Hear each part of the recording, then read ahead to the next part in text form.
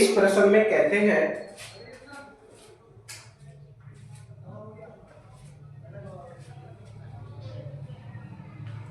कि एक समांतर प्लेट संधारित्र को 500 वोल्ट तक आवेशित किया जाता है। अब इसकी प्लेटों के बीच दूरी घटाकर आधी कर दी जाती है, तो संधारित्र पर नए विभवांतर की गणना कीजिए। तो दूरी बढ़ाने पर संधारित्र की धारिता परिवर्तित हो जाती है या घटाने पर धारिता परिवर्तित हो जाती है। ठीक है, तो इसमें हम लिखेंगे माना संधारित्र की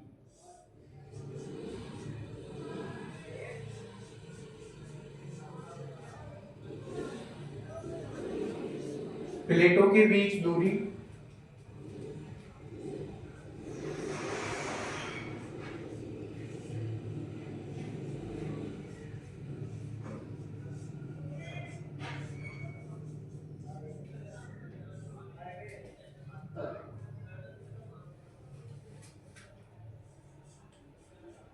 D1 पर धारिता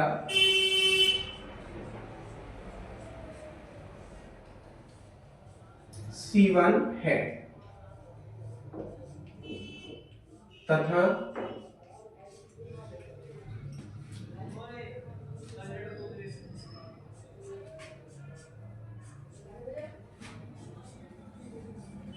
D2 पर C2 हो जाती है। D2 पर C2 हो जाती है।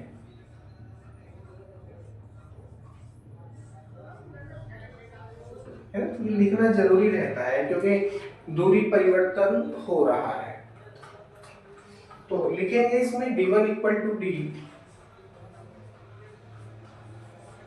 तथा D2 इक्वल टू क्या हो जाएगा, क्योंकि दूरी आधी हो रही है, D2 इक्वल टू हो जाएगा D अपॉन 2। D upon 2। अब देखिए C1 इक्वल टू C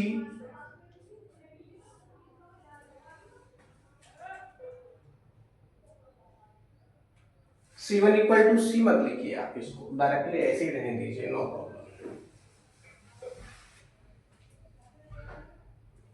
तब C1 इक्वल टू हो जाएगा epsilon 0 A upon D1, epsilon 0 A upon D1, और D1 के स्थान पर क्या आ जाएगा, D आ जाएगा। वैल्यू रखेंगे तो प्राप्त होगा C1 equal to epsilon 0 A upon D। ठीक है, ये वैल्यू आपको प्राप्त होती है, यानी प्रारंभिक धारिता दूरी D1 पर उस संधारित्र की एप्सिलॉन 0 A अपॉन D होती है।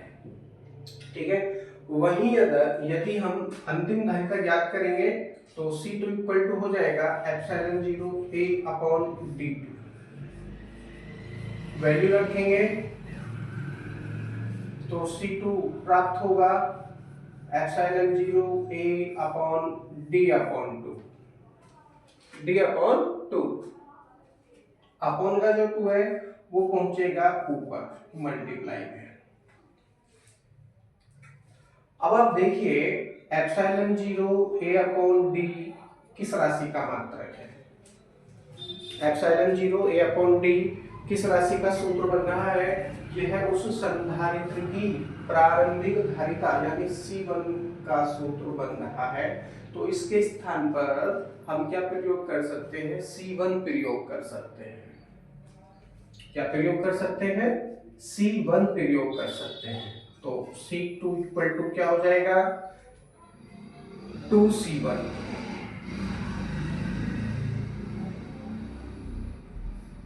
अर्थात यदि किसी संधारित्र की प्लेटों के बीच की दूरी घटाकर आधी कर दी जाएगी तो उस संधारित्र की धारिता बढ़कर दुगनी हो जाएगी। 2C1 लिख रहा है ना, दो गुनी हो जाएगी, इसका ये मतलब हो जाता है। अब एक बार फिर पढ़ लेते हैं प्रश्न को।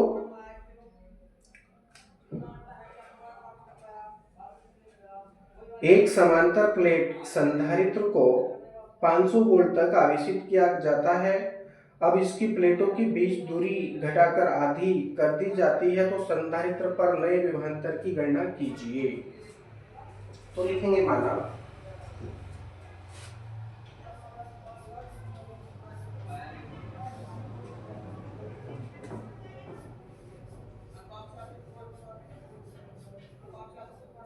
विभवांतर V1 पर विभवांतर V1 पर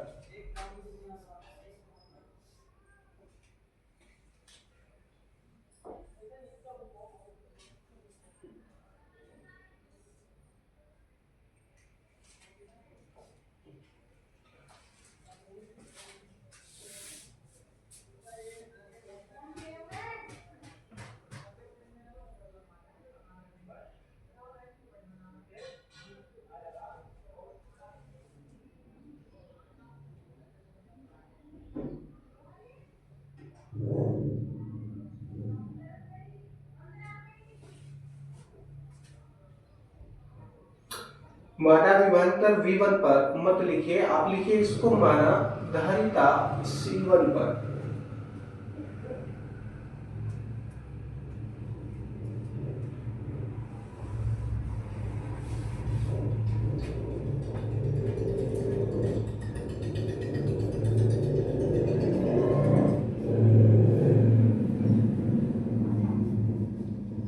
माना धारिता C1 पर संधारित्र की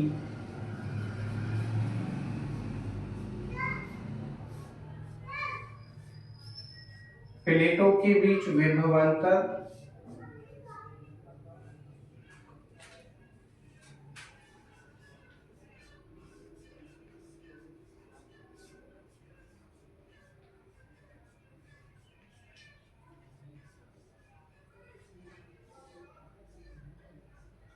V1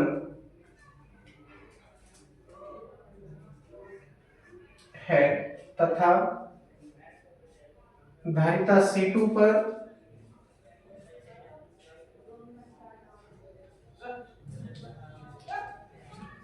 विभवांतर V2 हो जाता है।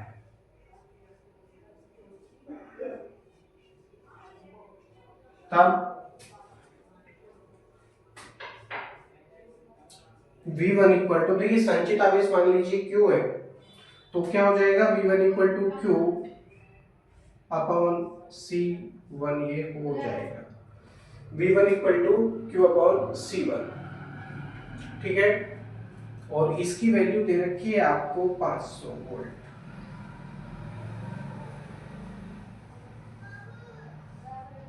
वोल्ट इन्होंने दे रखी है तथा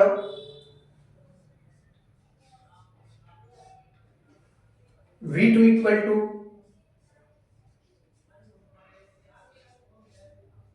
Q अपॉन C2 हो जाएगा। V2 equal to Q upon C2, इसकी वैल्यू हमको फाइंड करनी है V2 की, तो Q अपॉन C2 यहाँ पर उत्पन्न हो रहा है और C2 की वैल्यू हम ऑलरेडी प्राप्त कर चुके हैं। कितना है 2C1। आप इसको समीकरण नंबर 1 बना सकते हैं और यहाँ लिखेंगे समीकरण 1 से, यहाँ के बाद क्या लिखेंगे, समीकरण 1 से C2 का मान रखने पर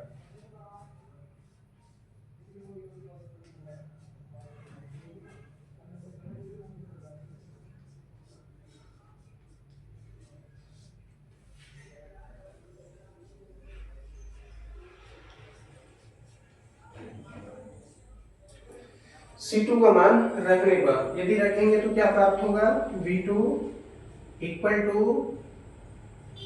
Q अपॉन C2 के स्थान पर 2C1, कितना आ जाएगा 2C1। अब जरा देखिए Q अपॉन C1 यहाँ पर भी उत्पन्न है, Q अपॉन C1 नीचे भी उत्पन्न हो रहा है, तो Q अपॉन C1 के स्थान पर हम V1 का प्रयोग कर सकते हैं। सीधा सा मतलब ये हो जाता है इसका, तो Q अपॉन C1 के स्थान पर हम प्रयोग करेंगे V1 और ये राशि हमको प्राप्त होगी V2 इक्वल टू V1/2। इसका मतलब ये हुआ कि जब संधारित्र की प्लेटों के बीच दूरी घटाकर आधी कर दी जाएगी तब उसकी प्लेटों के बीच विभवांतर भी आधा हो जाता है। वैल्यू रखेंगे V1 की, तो V2 इक्वल टू प्राप्त होगा 500/2, डिवाइड करेंगे तो आएगा 250 वोल्ट, 250 वोल्ट। ये प्रश्न हम एक बार पहले करवा चुके हैं, लेकिन इस तरह से भी आप इस प्रश्न को कर सकते हैं, नो प्रॉब्लम। अब देखिए यहाँ पर इस पूरी गणना में क्या परिवर्तित नहीं हुआ, संधारित्र पर संचित आवेश परिवर्तित नहीं हुआ है। देखिए V1 equal to Q/C1, V2 equal to Q/C2, यानी संचित आवेश परिवर्तित नहीं हुआ दोनों ही स्थानों पर।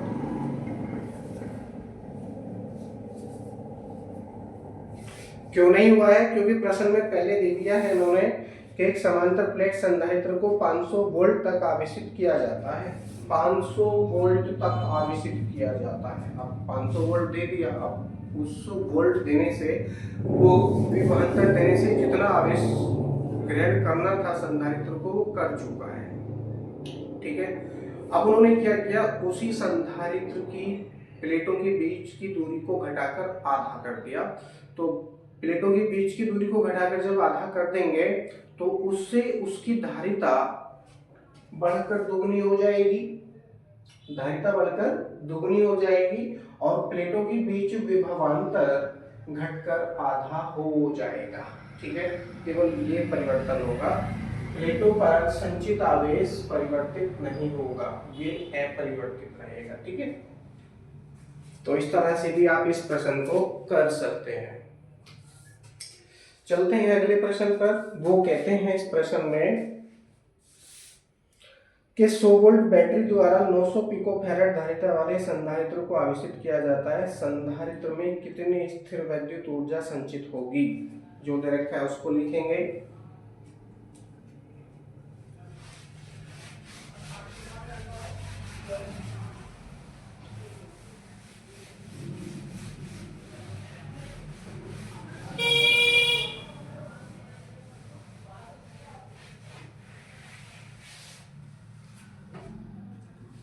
यहां दे रखा है इन्होंने 100 वोल्ट बैटरी है, तो V इक्वल टू लिखेंगे 100 वोल्ट, विभव दे रखा है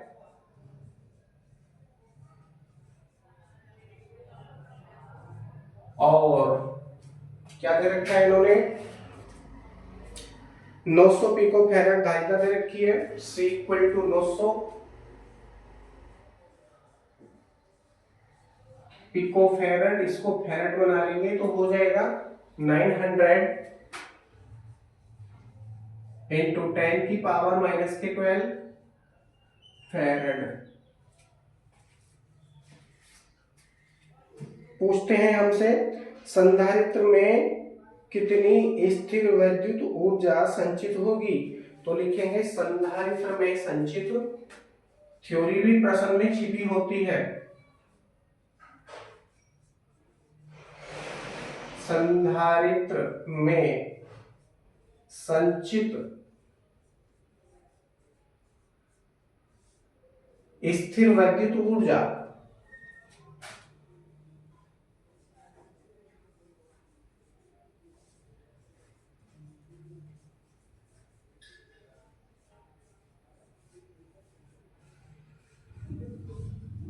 स्थिर वैद्युत ऊर्जा क्या सूत्र है, U equal to 1/2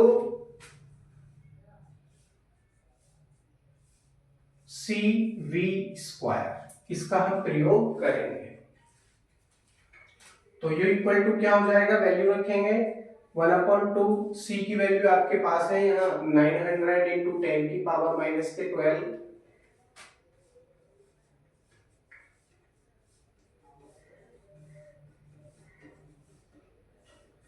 into V की वैल्यू है आपके पास 100 वोल्ट, तो 100 का क्या करेंगे, स्क्वायर करेंगे, क्योंकि V पे क्या है, स्क्वायर है। तो 100 का स्क्वायर हो जाएगा। तो u इक्वल टू क्या प्राप्त होगा देखते हैं। इस 2 से इस 900 को काट सकते हैं, 450 बार कटेगा, हो जाएगा 450 गुणा 10 की पावर माइनस के 12 गुणा, अब देखिए एक के साथ में 2 जीरो है, स्क्वायर खोलेंगे तो 4 हो जाएंगे, यानी 10 की पावर 4 हो जाएगा, 10 की पावर प्लस का 4 ये हो जाएगा। अब हम क्या करेंगे, देखिए 4 पावर तो ये हो गई है, और क्या करेंगे 450 में से 1 2, अगर 2 अंकों से पहले का दशमलव लगाते हैं, पॉइंट लगाते हैं, तो 2 पावर हमको यहाँ से प्राप्त होंगी। तो 2 और 4 कितनी हो गई, 6 पावर प्लस की हो गई है, लेकिन 12 हमारे पास पहले से ही माइनस की है, तो घटा लेंगे, बचेगा आपके पास 4.5 इंटू 10 की पावर माइनस के 6 जूल। ये आपका आंसर आ जाता है, यानी उस संधारित्र में 4.5 गुणा 10 की पावर माइनस के 6 जूल ऊर्जा संचित होगी। इस माइनस के 6 को आप माइक्रो में भी चेंज कर सकते हैं, तो 4.5 माइक्रो जूल हो जाएगा, सॉरी माइनस का 6 जूल है, तो 10 की पावर 6 से इसको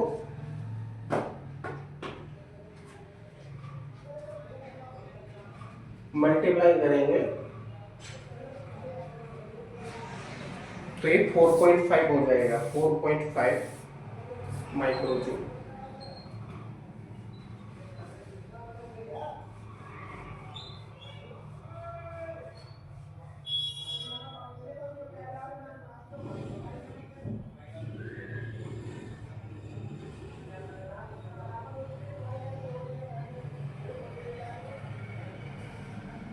नेक्स्ट क्वेश्चन में वो कहते हैं कि 6 माइक्रोफैरड के एक संधारित्र को 100 वोल्ट तक आवेशित किया जाता है, संधारित्र में संचित ऊर्जा बताइए कितनी हो जाएगी। इसी सूत्र का हम प्रयोग करेंगे, लेकिन वैल्यू यहाँ पर अलग अलग है। अगला प्रश्न देखिए, मैं यहां से कर देता हूं। क्वेश्चन नंबर नेक्स्ट, 6 माइक्रोफैरड धारिता है, तो C इक्वल टू 6 माइक्रोफैरड, इसको हम फैरड बना लेंगे, हो जाएगा 6 इंटू 10 की पावर माइनस के 6 फैरड। आगे दे रखा है इन्होंने 100 वोल्ट, तो V इक्वल टू 100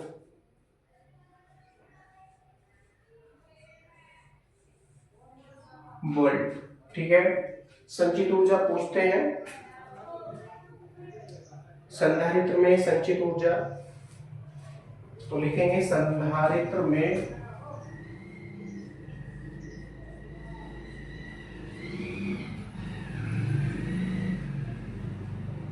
संचित ऊर्जा,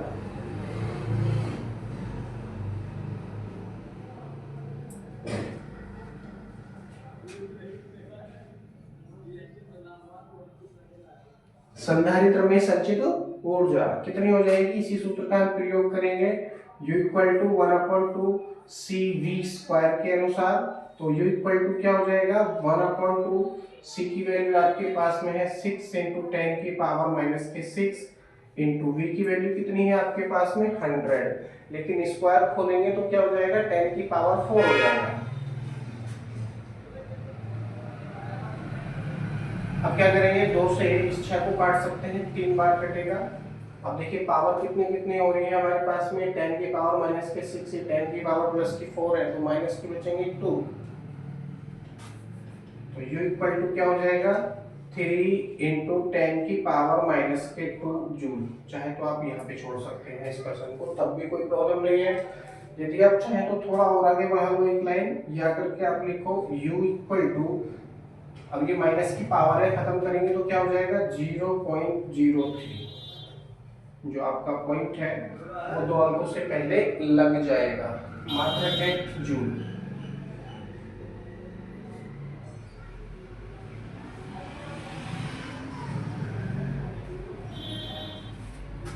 ठीक है, यहाँ पर आने के पश्चात ये प्रश्न आपका पूरी तरह कंप्लीट हो जाता है।